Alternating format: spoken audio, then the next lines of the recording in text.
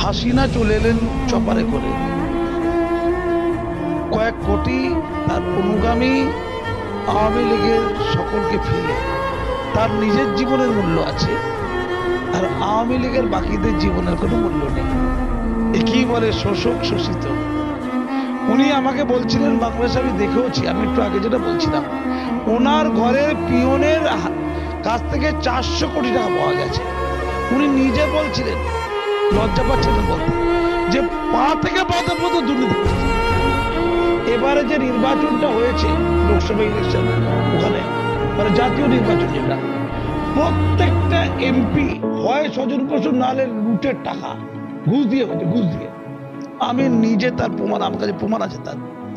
স্বৈরাচার বলতে যদি উত্তর দেন স্বৈরাচার কি, আমি আপনাকে একটা ছোট্ট উদাহরণ দিলে অবাক হয়ে যাবেন। আমি যখন পদ্মা সেতুটা উদ্বোধন হলো বছর 2 আগে, আমি সস্ত্রীক বাংলাদেশে বেড়াতে গিয়েছিলাম। ঢাকা থেকে যাচ্ছিলাম বরিশালে, লক্ষ্য ছিল কারে করে যাচ্ছিলাম, পদ্মা সেতুটা দেখবো, ওইটা দিয়ে যাবো। পদ্মা সেতু ওঠার আগে হঠাৎ করে দেখলাম 1 কিলোমিটারের বেশি জায়গা নিয়ে গাড়ি আটকে আছে জ্যামে। জানলাম কি ব্যাপার, না হাসিনার ছেলে, বড় ছেলে না কি ছেলে যাই না, জয় নাম তার, সে আমেরিকায় থাকে, সে নাকি পদ্মা সেতু দেখতে এসেছে। তখন বেলা 11টা বাজে, অফিস আবার।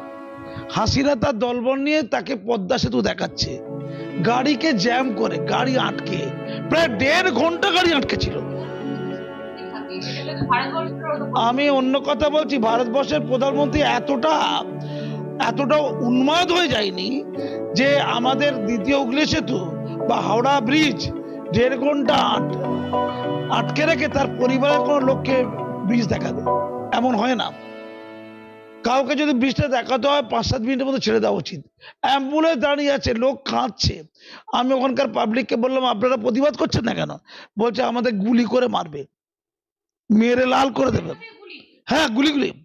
কথায় কথায় স্বৈরাচার। আমি তখন গাড়ি থেকে নেবে পুলিশ অফিসারদের বললাম যে আমি ভারত থেকে এসেছি, এই যে আটকে রেখেছে তার ছেলেকে শুধুমাত্র এন্টারটেনমেন্ট করার জন্য। মানুষের জীবনের কোনো মূল্য নেই, সময়ের কোনো মূল্য নেই। টানা প্রায় 1.5 ঘন্টারও বেশি গাড়ি আটকে আছে, শত শত গাড়ি যাবে পদ্মা সেতুতে ওঠার মুখে। আমি বললাম যে ভারত থেকে আমি এসেছি, ভারতের আমি একজন পদ্মশ্রী অ্যাওয়ার্ডী, সম্মানী ব্যক্তি দেশের। আমার গাড়ি দাঁড়িয়ে আছে, আপনারা একটু জানান তাকে, হাসিনার দলবলকে জানান যারা ভেতরে বসে আছে, আটকে রেখেছে গাড়ি। তা বলে আমরা জানি যে স্যার আপনাকে একটু সময় করে একটু দাঁড়াতে বলেছে। 10-15 মিনিট পরে অবশেষে ওরা গাড়ি ছাড়লো এবং ওরা বলল আপনার বলাতে একটু কাজ হয়েছে।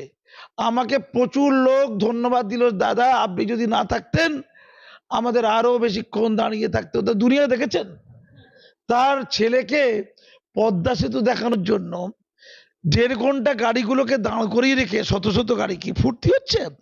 স্বৈরাচার কাকে বলে আমি সেই দিন দেখেছিলাম। আরে কোটি কোটি টাকা লুট। তার বিরুদ্ধে সবচেয়ে বেশি অভিযোগ আছে দুর্নীতি। শুনে নিন এটা। আজকে যে ঘটনা ঘটলো, কত কম জ্ঞান দেখুন। এই যে পরিবারতন্ত্রের কথা বলা হয়, এটা পরিবারতন্ত্রের কুফল। বঙ্গবন্ধু মুজিবুর রহমানের যে মর্যাদা, তাকে ধূলিসাৎ করলো। কিভাবে ধূলিসাৎ করলো? যে ঘটনা ঘটেছিল, ওই আরুক মুন্সি সাহেব বলছিলেন এটা তুচ্ছ ঘটনা ছিল ফোড়া করে দিল ক্যান্সার।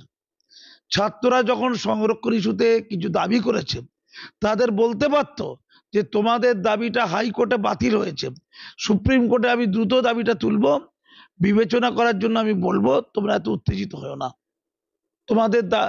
তোমাদের যে সংরক্ষণের যে তুলে দেওয়ার দাবি আমি তো 2018 সালে মেনেছি, কিন্তু সংরক্ষণ, ওই মুক্তিযোদ্ধা পরিবারের কিছু লোক হাইকোর্ট থেকে সংরক্ষণের দাবিকে আবার জাগরিত করেছে। আমি সুপ্রিম কোর্টে গিয়ে এটা মূল্যায়ন করতে বলবো। বলেছে? বলেনি। আবু শহীদকে মনে পড়ে? অল্প বয়সে 17-18 বছরের যুবক, তরুণ তাজা, সে শুধুমাত্র সংরক্ষণ বাতিল চেয়েছিল।